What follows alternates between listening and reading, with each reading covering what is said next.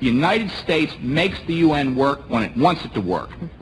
And that is exactly the way it should be, because the only question for the United States is what's in our national interest. My name is John, and the International Criminal Court is back in session. It is April 20th. Yep, that's right, 420, so get high on lots of weed. 2026, and once again, we are going to look at the situation in Ukraine. So, let's start. First of all, the Gulay-Pulay / Dnipropetrovsk direction. The Russians have continued advancing in this area, and as far as I know, it appears that they are indeed right now contesting for the village of Verkhnya Tursa. And this village goes to Rivne and Dolinica. Oh, also, I forgot Kopani as well. And also, the Russians have reportedly broken into Zakivka. Sorry, I cannot pronounce these Slav names. I'm so goddamn terrible at it. But yeah, they are advancing in these two crucial villages here in the Zaporizhzhia region. And should they be able to capture it, the Russians will be able to advance further north, breaking through the armed forces of Ukraine's defenses that go to this road here, which I think goes from the city of Orikhiv, or Orikov, and this road goes all the way to, Novomikhailivka, and this is in Zaporizhzhia region, and then if the road continues further, then it enters the Dnipropetrovsk region and the sizable town of Vasilkivka, or Kovka. Now, so the geolocations have shown that there is increased fighting in this area, and then also there are reports that the Russians have reportedly retaken Stepovo from the armed forces of Ukraine. But Syriac has put it in a gray zone because he's not quite sure if it's the time yet to make it red again. But one thing is for sure, the Russians are starting to roll back the gains the Ukrainians made in February, which is not really that surprising because the armed forces of Ukraine's defense in the south is a lot shittier than it is in the Donetsk region. But also, if we go a little further to the north, it appears that the Russians have crossed the Vovcha River and have entered these forested areas adjacent to Veliki Kamikhalivka. And they are trying to enter the village of Lysine. Should they be able to take Lysine, Veliki Kamikhalivka will be completely exposed to Russian attacks from the northeast, and I wouldn't be surprised if the AFU just makes a break for it because, let's be honest, how are you supposed to defend this if you don't have control of these forested areas here? And I think that's what the Russians are trying to do at the moment. They are trying to take these areas, these forested zones here, which will then make it easier for them to take not only Veliki Kamikhalivka, but also push further towards the town of Pokrovsky. Not to be confused with Pokrovsk in Donetsk region, which is where that big battle took place for like almost a year. And also, if Veliki Kamikhalivka were to be captured by Russia, then everything here that the AFU has captured, or recaptured that is, will be turned over again. Like, everything will go back to the Russians in a flash. I don't think there's a lot of Ukrainian soldiers here, but they are highly guarding this area with FPV drones, so keep that in mind. There's also a report that the Russians have crossed the Vovcha River here too, and they're trying to advance on the strategic villages of Havrilivka and Pidovrivka. This also goes to the town of Pokrovsky. So maybe it's like a duo operation, like they want to capture these two villages here and Veliki Kamikhalivka before headed for Pokrovsky, which will be key if they want to take more of the Dnipropetrovsk region in eastern and southern Ukraine. Now, there's disputed reports over the fate of Novopavlovka, but according to Lost Armor, the Russians have 2/3 of the village under its control. But according to Syriac and other sources, they suggest otherwise. So, yeah, it's not quite easy to understand what's going on here. And for that, we cannot really make any conclusions at this time. Though on my personal map, which I put on Telegram, it has most of Novopavlovka under Russian control. But if there's enough evidence to suggest otherwise, then I will color everything either back to blue or put it in a gray zone. Now, looking at the former Pokrovsk direction, or should I now call it the Dobropila direction, that is, because there's literally no more Ukrainians in the suburbs of Pokrovsk anymore, the Russians have continued advancing in the direction of the villages of Novoalexandrivka and Vasilivka. And they also have entered the village of Minor, too, which is not that far from the border with Dnipropetrovsk. But otherwise, though, Dobropila front is quiet, with little to no movement, and yeah, we can move on.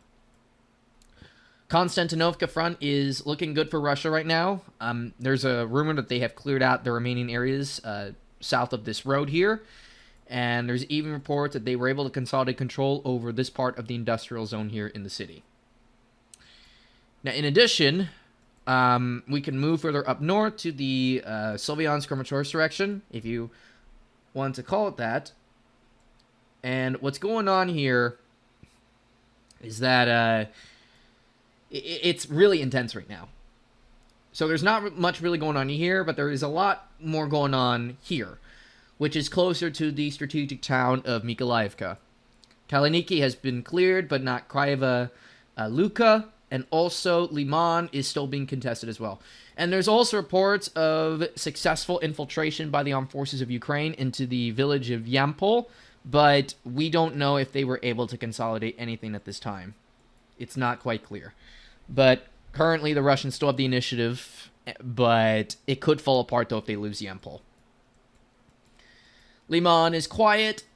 There are reports by Zapad Group that they are advancing near the Kharkiv border, right here, which is south, or should I say not south, but north of the strategic town of Saviatorsk.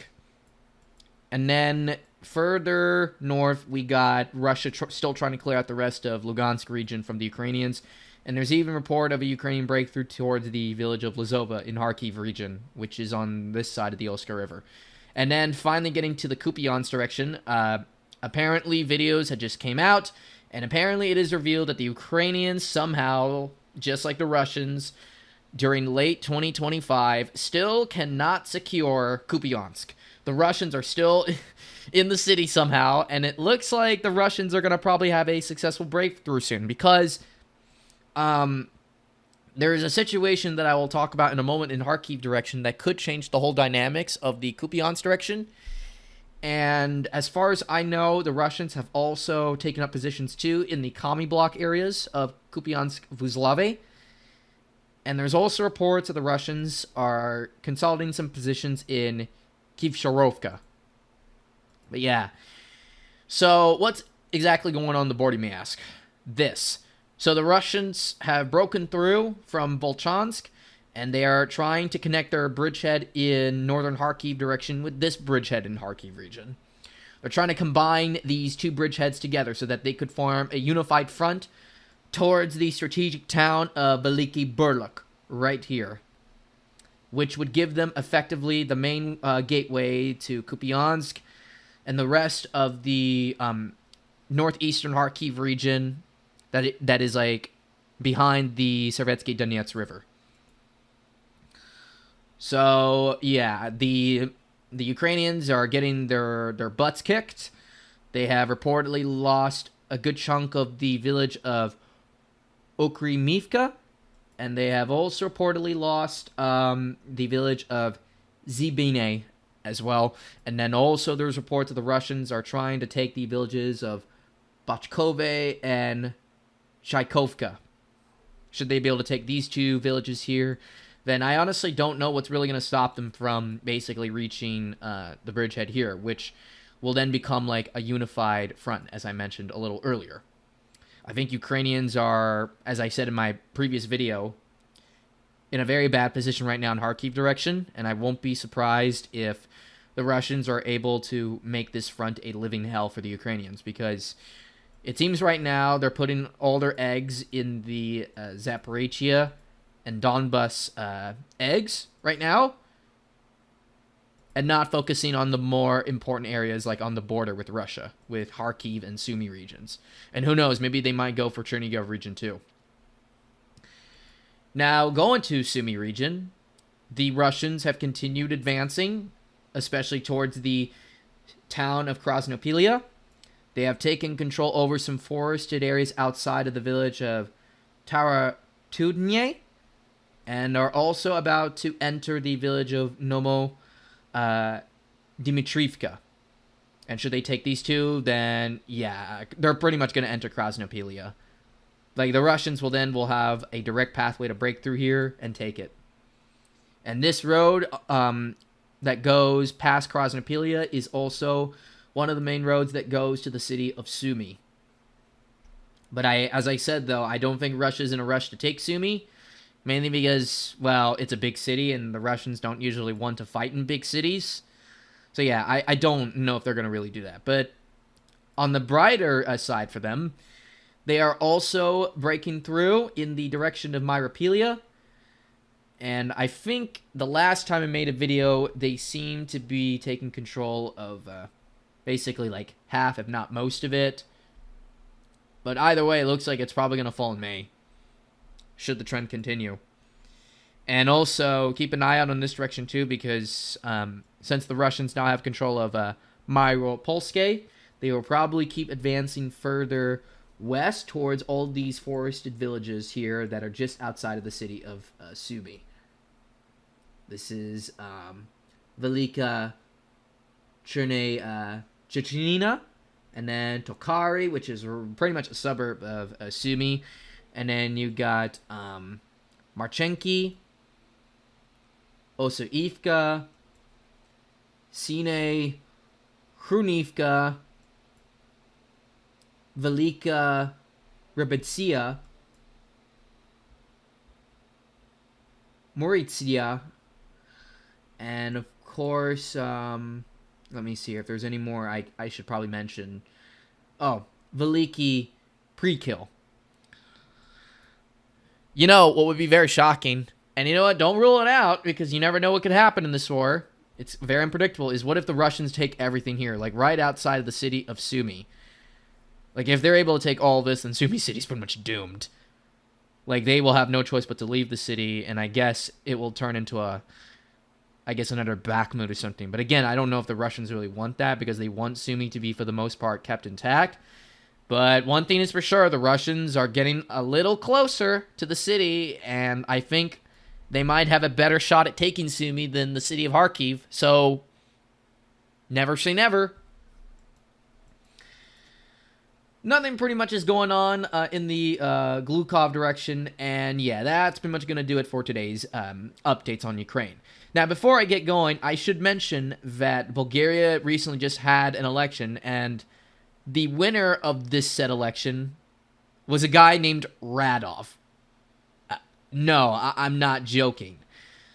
Like, his name is like Radiv, which I think is the Bulgarian translation for the name Radov. And he managed to win over like 130 or so seats in the Bulgaria National Assembly. Now, the reason why this is relevant is because Bulgaria is sort of like a wild card in Eastern Europe. It has a very close relationship with Russia and Ukraine culturally wise. They speak some sort of similar language to the Russians and Ukrainians. And they also are Eastern Orthodox Christians. This party is, from what I heard, soft Eurosceptic. That won. They're known as Progressive Bulgaria. And the pro-EU parties that ran in this election lost badly to Radov. He won around like nearly 45% of the vote. And I think some nationalist party didn't do too well, too. They got their asses handed to them as well, but it happens. I think all the leftist parties, except Progressive Bulgaria, like, lost. I mean, yeah, they lost to Radov's party. So with him winning, I guess it is safe to say, well, at least for now, that Russia could be a little more optimistic about its situation in Eastern Europe, especially with Viktor Orban getting swept out of office by Peter Magyar. But also, at the same time, Peter has said that he seeks not a close friendship with Russia, but more of like a pragmatic, like neutral relationship. Like, they understand they still need Russian gas because, well, they're kind of backwards when compared to others around the world. But also, I mean, it's very difficult to get rid of Russian influence in your country, even if you, like, won the election. I mean, like, they're so embedded in your system, like, to the point where you got to just figure out how to adapt to the reality that is in Hungary. But also, with the victory of Radov in Bulgaria, I guess Russia for now can say, yeah, we lost Orban, but hey, at least we got this guy here in Sofia. And also, don't forget, there's Prime Minister Babiš and Prime Minister Fico of Czechoslovakia, which is the former Czechoslovakia, a communist state in the former Warsaw Pact. And also, there's still Belarus, too, which is very pro-Russia, almost to the point of being a Russian puppet state. Romania and Moldova, though, are hostile towards Russia, which is not very surprising. But otherwise, though, I don't think all is as bad as the pro-Ukraine EU people want to make it out to be. Because, I mean, yeah, Orban sucked, but the whole EU is not doing well. Like, everybody is sucking the big one. So, yeah, I don't understand why they're getting so excited over the situation in Europe when everybody is kind of cooked at the moment. So, yeah, anyway, I hope all you guys enjoyed today's video. So tell me in the comment section below what you think of the situation in Ukraine, but also what you think of the recent victory by the new left in Bulgaria, and perhaps the situation in Iran, which I am absolutely certain is going to unfold at some point, because Donald Trump clearly is still not over the fact that he cannot beat this regime. So yeah. So I hope every single one of you have a great day, and I'll see you all next week. So take good care of yourselves, and peace out. Bye-bye.